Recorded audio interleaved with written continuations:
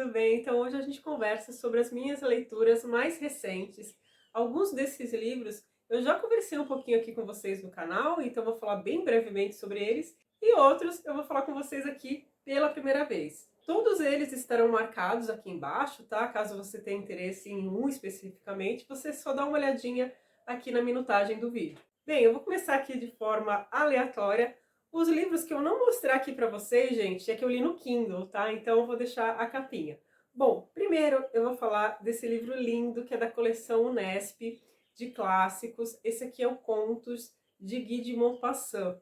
O Guy de Maupassant foi um escritor francês do século XIX, que teve até o Flaubert como o seu mentor. E ele faleceu com 40 e poucos anos, mas produziu bastante contos, tem também romances. Eu só li contos, tá, desse escritor. Esse aqui é o segundo livro que eu leio dele. O outro que eu li está disponível no Kindle Unlimited. Eu vou deixar a capinha aqui para vocês, porque eu vi que tem 3 contos em comum nessas edições. Então vocês vão encontrar o Orla, que é um conto muito famoso desse escritor, tanto aqui quanto nessa edição da LPM. Também A Mãe de Monstros e A Morta.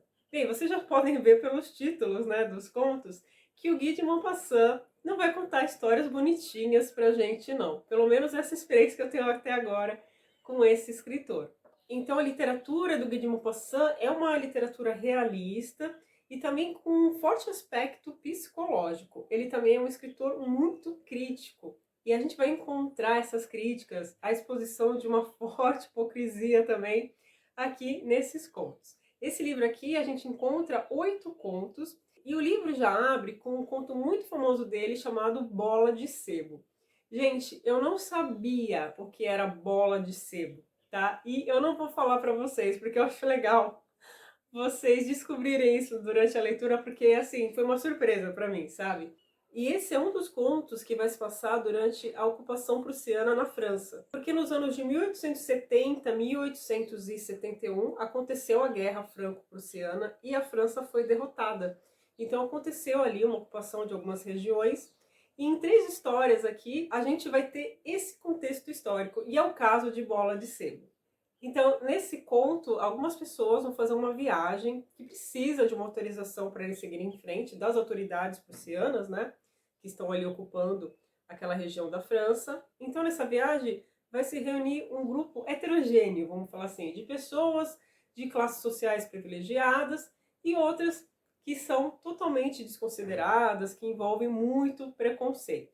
E aí, em determinado momento desse conto, a gente vai ver o quanto que o Guy de Maupassant vai escancarar toda a hipocrisia dessas pessoas, né, da alta sociedade. Desde o começo do conto você já percebe os comentários dele, que ele está realmente ali cutucando mesmo alguns hábitos, algumas situações ali da época, e isso vai chegar num ápice aqui nesse conto. Eu posso falar para vocês que foi o meu preferido desse livro, porque como eu comentei com vocês, eu já tinha lido 3 contos, né, que tem aqui, e esse eu nunca tinha lido, e se tornou o meu favorito. Além desse conto, Bola de Sebo, há outros 2, que a gente também vai estar nesse ambiente de guerra, de ocupação. Um é bem curtinho, chama Dois Amigos que se reencontram, eles gostavam muito de pescar, e aí eles querem retomar esse hábito, mas durante essa ocupação. E a gente vai ver que não vai dar muito certo.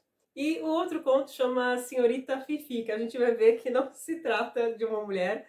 Senhorita Fifi é um apelido de um dos oficiais prussianos. E aí a gente vai ver a história de um grupo de oficiais que estão cansados com a monotonia ali daquela ocupação. E aí, para escapar um pouquinho daquela monotonia, eles vão tentar fazer algo diferente. E a gente vai ver que, claro, que isso não vai terminar nada bem. Afinal, a gente está lendo contos de Guy de Maupassant. Caso vocês nunca tenham lido Guy de Maupassant, uma das características dele é que ele vai criando um certo suspense e a gente acaba sendo surpreendido de alguma forma. Isso vai acontecer também num conto chamado A Morta, que é um conto que eu já tinha lido, tinha gostado bastante, que fala de um homem que perdeu o seu grande amor. Então ele está totalmente desolado e ele vai até o cemitério e vai acabar passando uma noite nesse cemitério. E aí, novamente, a gente vai ser surpreendido junto com esse personagem. Então vocês estão percebendo que é um escritor que gosta de abordar esse lado assim do horror, do suspense, questões psicológicas, apontando também sempre muitos preconceitos, hipocrisia, mas esse lado psicológico eu acredito que é o mais conhecido desse escritor, e o auge disso foi o conto O Orla. O Orla também é um conto que eu já li, e ele tem um aspecto psicológico assim fortíssimo. A gente vai conhecer um personagem que está completamente perturbado.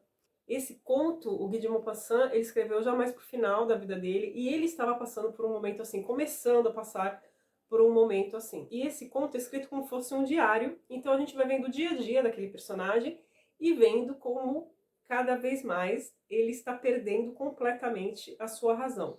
É claro que o conto também aqui, ele traz um aspecto sobrenatural, na verdade um possível aspecto sobrenatural, porque o Orla, na verdade, seria um ser que ele acha que está assombrando ali a casa dele.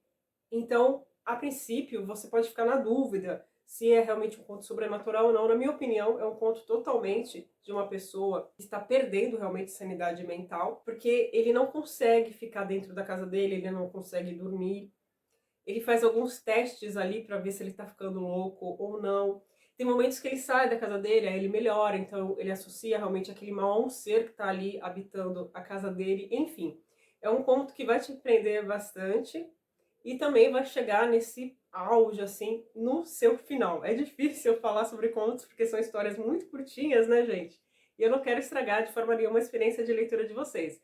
Mas eu recomendo muito o Guy de Maupassant para quem gosta de uma história assim, com essa pegada realista, com um viés bem forte psicológico. Gosta também de um toquinho assim de horror, de mistério, e de um escritor super crítico, pronto para apontar ali vários preconceitos da sociedade da sua época.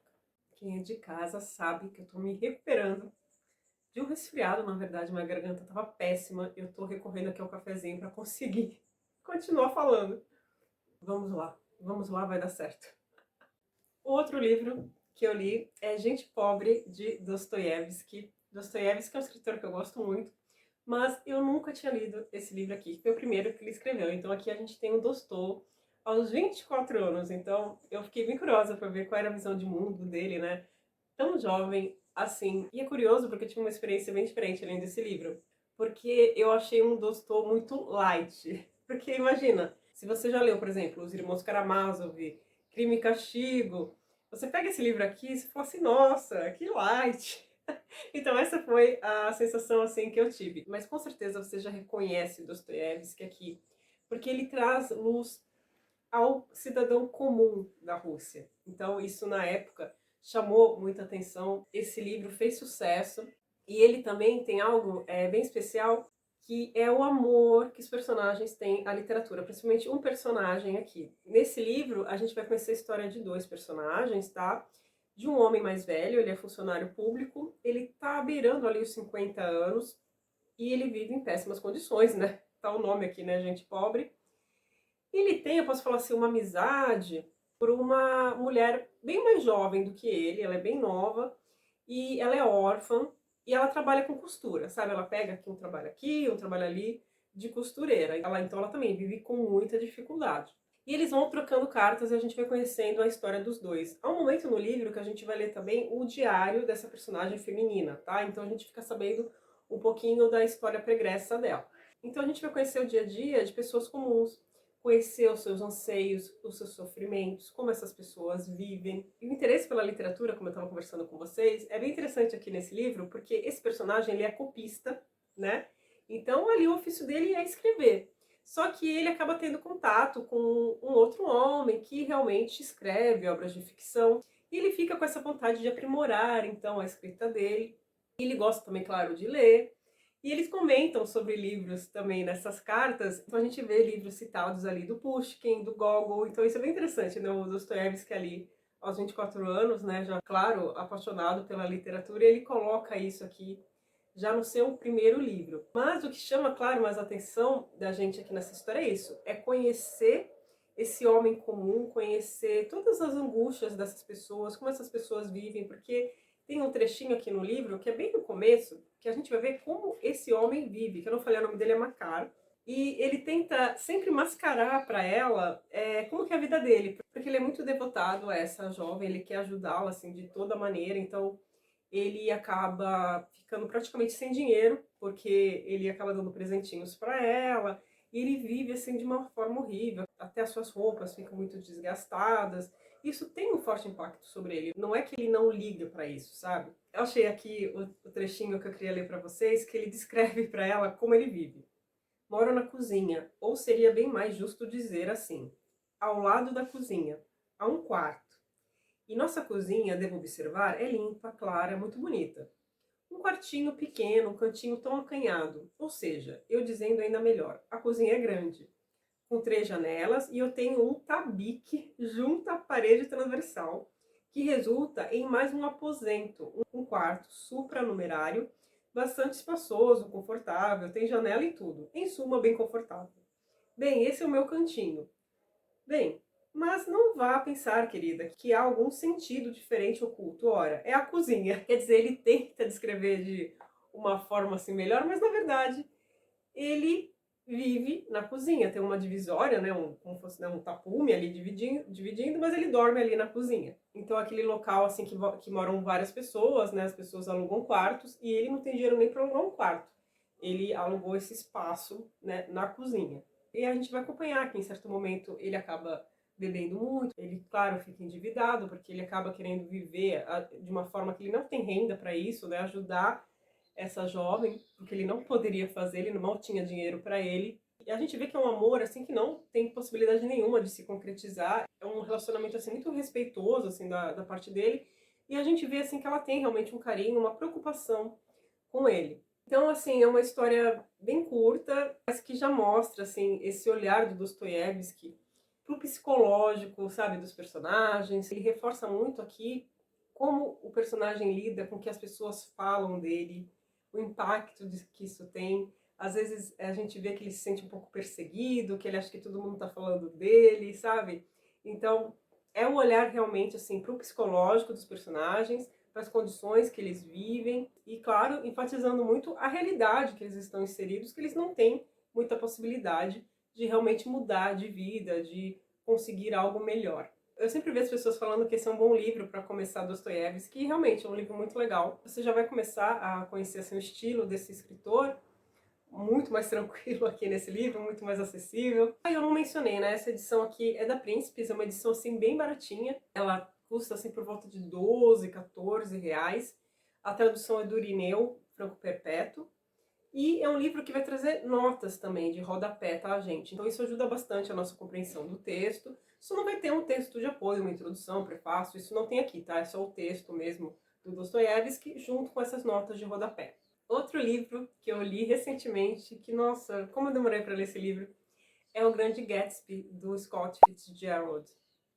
Eu tive, na verdade, um desentendimento com Fitzgerald, porque há muitos anos eu comecei a ler um livro chamado Os Belos Malditos. Eu até tenho aqui na estante, esqueci de pegar, vou deixar a capinha aqui. E eu não gostei muito do começo do livro, sabe? Não me prendeu e eu acabei abandonando o livro. E depois disso, acho que eu fiquei com aquela sensação que eu não gostava tanto do estilo do Fitzgerald, não sei. Eu até brinco falando que ele acabou indo pro final da fila de novo, sabe? Então eu passei muitos anos, né, deixando esse escritor de lado, e aí eu pensei, não, chegou a hora de ler, né, o tão aclamado livro Grande Gatsby. E eu gostei do livro, gente. É um livro de uma leitura, assim, muito fluida. Isso me agradou bastante. Essa história já é muito conhecida, né? Tem filme, enfim, mas eu vou falar rapidinho com vocês. Esse livro foi publicado em 1925 e ele vai contar uma história que se passa no início da década de 20. Então, aquele ambiente da era do jazz, época da lei seca, tá? Isso vai estar bem presente nessa história. E a forma com que o Fitzgerald escolheu contar a história eu também gosto bastante, porque a gente vai conhecer a história do Gatsby pelo relato de um personagem que conviveu com ele por um curto período. Então até me lembrou, por exemplo, o Morro dos Ventos Uivantes, sabe? Que tem dois personagens ali, no caso do Morro dos Ventos Uivantes, contando ali, né, a história dos protagonistas, e aqui a gente tem o Nick. Então o Nick vai contar a história do Gatsby e da Daisy. Bom, o Nick tem por volta ali de uns 30 anos, e ele é do meio oeste, e ele vai lá para a região de Nova York trabalhar no setor financeiro, e ele aluga uma casa bem pequena, só que essa casa fica ao lado de duas mansões. E uma das mansões é do Gatsby. A princípio ele não sabe quem é essa pessoa, ele só vê as festas que aquele vizinho dele dá. Então assim, a casa tá sempre cheia e simplesmente as pessoas vão até lá sem serem convidadas, na verdade, sabe? São festas assim um pouco estranhas, porque o anfitrião ali, ele não tá aproveitando aquilo, ele simplesmente dá aquelas festas, uma pessoa vai falando com a outra e a casa ali tá sempre cheia e, claro, há muita fartura. Até que um dia ele é convidado e ele vai nessa festa e aí ele vai conhecer o Gatsby, ele vai ficar surpreso ao ver que é um homem ali da sua idade, né? Então, um homem muito rico. E aí eles vão se reconhecer da época da guerra, né? Então, como essa história se passa, acho que em 1922, já tinha acontecido, né, a Primeira Guerra Mundial, e eles se conheciam então dessa época, eles vão lembrar um do outro. E aí também vai entrar a Daisy. A Daisy é prima de segundo grau do Nick. E a gente vai descobrir que a Daisy é o grande amor do Gatsby, que eles tiveram um envolvimento na sua juventude, antes da Primeira Guerra. Só que o amor deles não foi pra frente e a Daisy acabou casando com outro homem, um homem rico. A Daisy também é de família rica. E ela acaba então se casando com esse homem, tendo uma filha. E o casamento deles, você vê assim que não é um casamento assim de amor. O marido dela é péssimo. Então assim, adultério. Ele é um homem assim muito preconceituoso, muito machista. No livro também mostra a questão da amante dele. Ele bate na amante, enfim.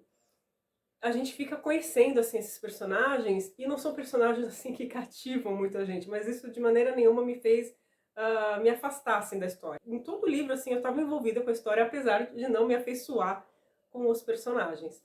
E a gente vai acompanhar então a obsessão, na verdade, do Gatsby com a Daisy. E ele aluga aquela casa, aquela mansão, porque de lá ele consegue ver a mansão da Daisy. Então, assim, é um homem muito obsessivo. Sabe quando a pessoa assim não consegue enxergar realmente a situação, a realidade, ele tem algo na cabeça e aquilo acabou? É bem isso que a gente vai ver nessa história. E também tem a questão que a gente fica pensando, como é que ele ficou tão rico? Como que é a história dele? A gente até sabe um pouco do passado do Gatsby, mas não fica totalmente esclarecido de como assim ele ficou tão rico. Então, a gente pensa que pode ser por contrabando de bebida, porque na época, como eu disse, né, era período da lei seca, mas não faltava bebida nas festas do Gatsby.